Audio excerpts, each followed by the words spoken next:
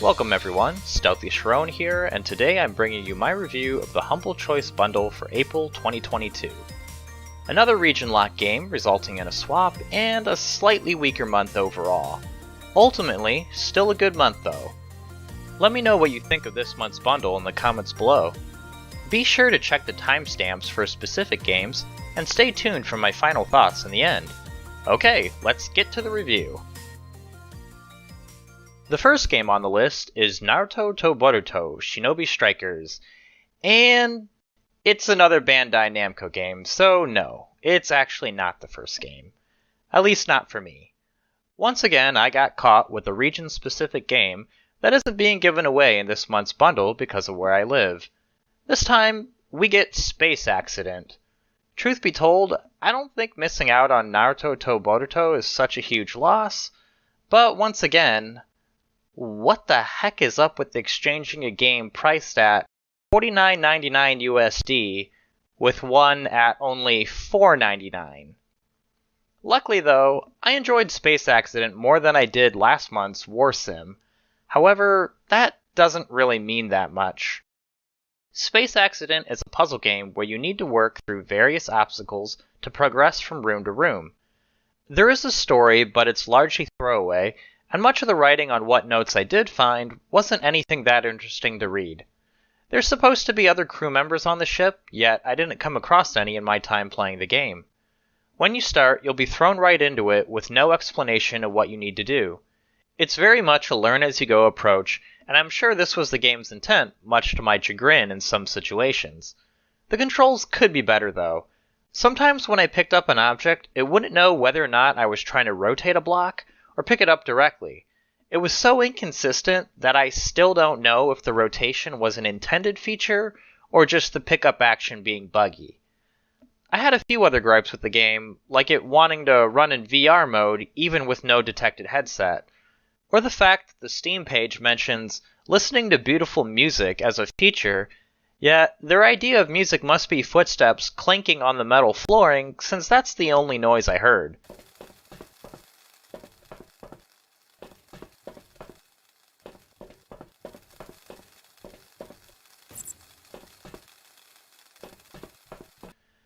Basically, this is an unpolished game. It has some good ideas, and I think puzzle enthusiasts might enjoy it, but I'm not a puzzle enthusiast, so the rest of it doesn't really stack up for me. Chicken Police Painted Red immediately sounded like some sort of gag game that wasn't going to be something I'd be interested in. So it was very surprising to find that it was a really engaging and well-polished point-and-click adventure. In Chicken Police, players take the role of Sunny Featherland, a private investigator in a classic noir mystery. The characters are all anthropomorphic animals that populate the town of Clawville, a place where all species can supposedly live together in peace. Think Zootopia, but a lot grittier. This may sound silly to some people, but it actually has a surprisingly serious tone to the game. There is humor here, but it isn't over the top and worked well with the weird animal side of this noir game. The presentation here is amazing. Many of the cutscenes felt like I was watching a movie rather than playing a game, which helped the noir style. All of the dialogue and interactions are all voiced with incredible voice actors. Still living in the Atlas? If something works, why change it, right? Well, if you like it there. Listen, Monica, you could, come by sometime for a drink or two, you know? I didn't hear that, and you didn't say that. Okay, got it. Sorry. Anything else, Boss Bird? I was amazed at how much the main character had to say about different items and how much dialogue there was with characters. According to the Steam page, there were over 8 hours of voice lines, which is a huge plus for this game. If the animal people are holding you back from trying this game, then I urge you to look past that and give it a shot. I'm not really one for point-and-click adventures, but I definitely want to return to this one. Next up is Suzerain, a text-based RPG where you play as the president of a fictional country that is plagued with a myriad of problems. First off, I want to say, this game is dense. The amount of backstory here, from the characters to the geographical, political, and diplomatic issues, is absolutely insane. The writers for this game definitely took a lot of time to craft a believable fictional country and a fictional world that is deeply inspired from real-life events. It's a lot to take in, and I felt it was too much at first. However, as I continued playing and progressing from event to event, from meetings to just conversations with friends or family, I felt myself getting more invested in the story. I think there are plenty of things that I'm missing, and there are probably a lot of things I did read but didn't connect the dots to better inform my decision making. Although I wasn't too bothered with that. This is a game that I think would benefit a lot from a second or even third playthrough. If this pseudo-history themed game rich with politics and intrigue sounds interesting to you, then I'd suggest playing it, but don't get too caught up with every little detail. Save that for your next go-around when you have a better understanding of the game's setting. Either way, this one was another pleasant surprise for me that I'll be sure to come back to. Rogue Heroes Ruins of Tassos is a roguelite dungeon crawler RPG mixed with Zelda-inspired combat and exploration. After a quick tutorial, the game tosses you out into the world and tasks you with taking on your first dungeon. However, the open world is also there, calling for exploration. Everything plays out here similar to a top-down Zelda game. What's different is the wide range of classes the player can unlock throughout their playthrough. Unfortunately, I was only able to play as the base swordsman class in the beginning. This feature reminded me a lot of a similar title I played, which was Nobody Saves the World. However, since it is also a roguelite, there is a vast array of upgrades to purchase for your character with the gems you manage to gain from dungeons. Along with this, some of these upgrades come in the form of building up a surrounding town with all the services a budding hero could need. I like this feature, and it gives the player an added sense of progression. I think the one negative point that really bugged me is that sometimes the procedural generation will create dungeons with no way to progress. There were no more doors, no hidden switches, nothing. And the only thing I could do was kill myself. Or if I couldn't do that, then I'd have to quit the dungeon and lose the progress I made that run. I'd like to point out that I played the demo of the game though, since I had complications with redeeming the key. As far as I know, they haven't remedied the problem completely, but they did add an abandon run button so you don't need to quit. Even with that issue, I'd still recommend this one. It was fun and it offers co-op, which is how I think I'll want to enjoy this game when I return. The next game is Killsquad, which is an action RPG with fast-paced combat. It describes itself as being a hack-and-slash game, as well as a twin-stick shooter, which is based on the characters the player can try out.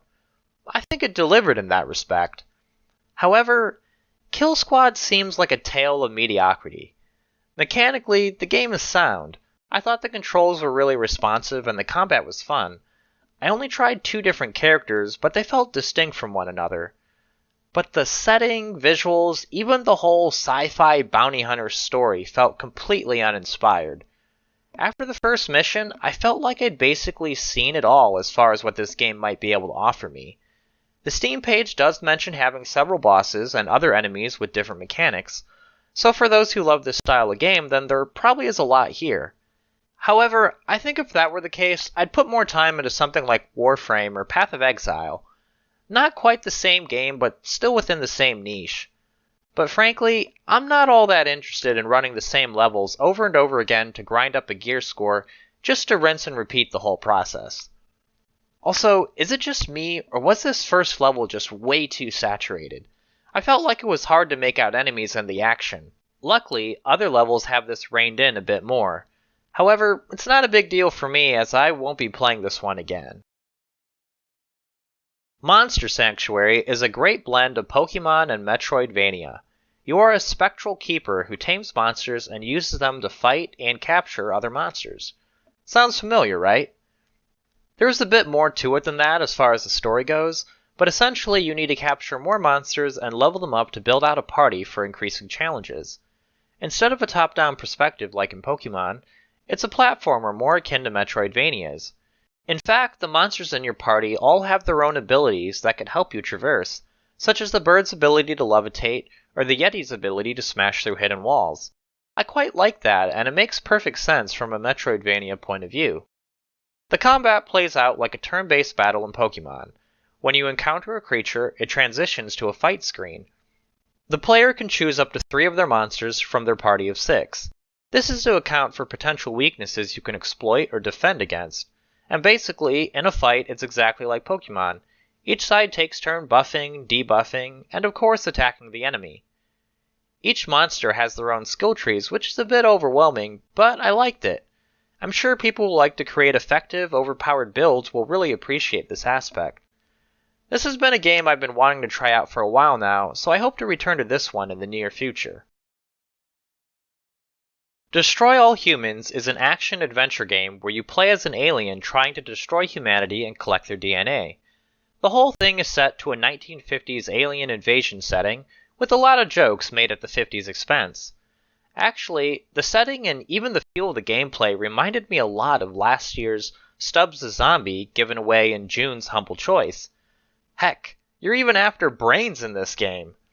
However, Stubbs the Zombie was just a re-release of an old game released in 2005 with some enhancements, and Destroy All Humans is a remake of the original game, which coincidentally also released in 2005.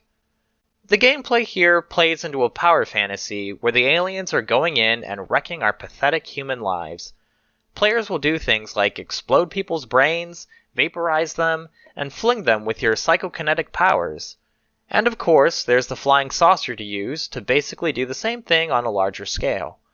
The story plays through missions, giving the player new toys to try and new areas to explore, because after a mission is finished, the players can return to these areas in a sort of free play mode. I never played the original, but I didn't have an issue with any of the gameplay. I'm not sure if it'd be something I'd play for long though. Nothing felt particularly challenging, at least this early on, and it seems like a game just to play when you don't want to worry about anything else other than wanton destruction, which isn't necessarily a bad thing. The final game of the bundle is Ghostrunner, which is a fast-paced parkour game with visceral first-person combat. It's set to a dystopic cyberpunk society where humanity seems to be on its way out and replaced with machines. Players take the role of the Ghostrunner, who is tasked with ending the Keymaster, who holds the grip on humanity's potential future. Right away, the visuals are an absolute treat. Everything is gritty and completely places players in this dark world. The soundtrack here is great as well, but only if you're fans of some good synthwave. I will say that the gameplay is difficult, for me at least. It's a game where one-hit kills are the name of the game, so players need to be quick and precise in their actions. More than likely, you'll die a lot, but hopefully each time you'll start to learn on how to overcome an obstacle. Luckily, the controls are tight and responsive, and I felt every one of my deaths was my own fault. Either misjudging a jump, clicking the wrong button, or panicking in the middle of everyone shooting at me. There was one fight in particular where things just clicked and I began getting a feel for how combat should be played out. I could see the difficulty scaring some people away with this one, but if it looks fun to you at all, then you should definitely give this one a try. Okay, let's wrap this up and see if this bundle is worth it or not. I based my rating solely on whether I thought the game was worth playing on about an hour or so of hands-on gameplay. Overall, this was a solid month, but I don't see it turning any heads, especially after the big AAA games we've had the last few months. I don't think Ghostrunner holds a candle to some of these big names, especially since it would attract a more niche audience. And once again, we have another regional swap with Naruto to Borotu for Space Accident.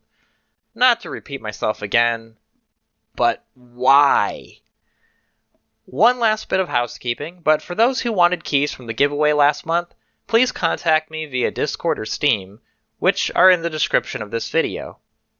Starting with the must-plays for the month, this is a tough one for me. Honestly, I didn't feel like any of these games were so good that I'd want to wholeheartedly recommend them. I had fun with most of them, but nothing stood out to me. If I had to choose, then I'd place Ghostrunner here, only because the production quality of this game really surprised me, especially from an unheard-of studio. I thought the gameplay was a lot of fun, even if it was pretty difficult. However, the difficulty of the game is what makes this more in between must-play and strong recommendation. Which leads us right into the strong recommendations, which are Chicken Police Paint It Red, Rogue Heroes Ruins of Tassos, and Monster Sanctuary. Chicken Police was just a straight surprise for me. I didn't expect something like a point-and-click adventure game to be as cinematic as it is. I mean, sure, I do like Telltale games, but Chicken Police was in a league of its own as far as I'm concerned. Rogue Heroes was a fun Zelda-inspired dungeon crawler. It had some issues, but I really think it will be a lot of fun to play with some friends. Monster Sanctuary was a good blend of two distinct genres. Leveling up each individual monster was something that I get bored of in Pokemon after a while, so maybe I'd fall into the same rut here. But I thought there was enough strategy and customization in the combat for a fleshed out monster taming game. Heading down to the week recommendations, I have two, being Suzerain and Destroy All Humans. Suzerain is going to be something that I think many people won't want to play. It's dense with world building, all the different things going on at once, and there's quite a bit to read. However, I think the interpersonal struggles that come with running a country, as well as the assortment of problems a leader has to face, can make for an interesting story. Destroy All Humans is a good game graphically and mechanically. However, it's just not a game I see myself playing too much, so that's why it lands itself in this spot. Finally, my Don't Bother With category has Killsquad and Space Accident. Once again, gameplay-wise, Killsquad is actually pretty decent, but everything was bland to me. I'm not too keen on running the same missions over and over again either. And lastly, we have Space Accident. Not to make it seem like a self-fulfilling prophecy, but I think we all knew this was going to end up here. It's rough, and I think the only people who'd be interested in it are die-hard puzzle gamers. Since I made a mention of Man of Medan last month, I'll do Naruto to Boruto the same courtesy. Graphically, it looks amazing, but I hear the single-player missions aren't really that great, and it's mainly a multiplayer-only game. I had thought it might be a Naruto game with some open-world elements, which would have been awesome. But it's not. So I'm pretty certain this would have ended up in the Don't Bother With section as well if I had the chance to play it. And that wraps up my thoughts on this month's bundle. A bit weaker than the last few months, but still good. Although, humble. Please, choose better games to swap with if you want to pull this region lock stuff again. Anyway, do you agree with my thoughts? What games, if any, are you looking forward to playing? Let me know what your thoughts are, or if there are any different recommendations you'd make in the comments below. I hope this video helped you in some small way, and if it did, then please consider leaving a like, comment, subscribe, or whatever it is you feel like doing. Thanks for watching, and have a nice day.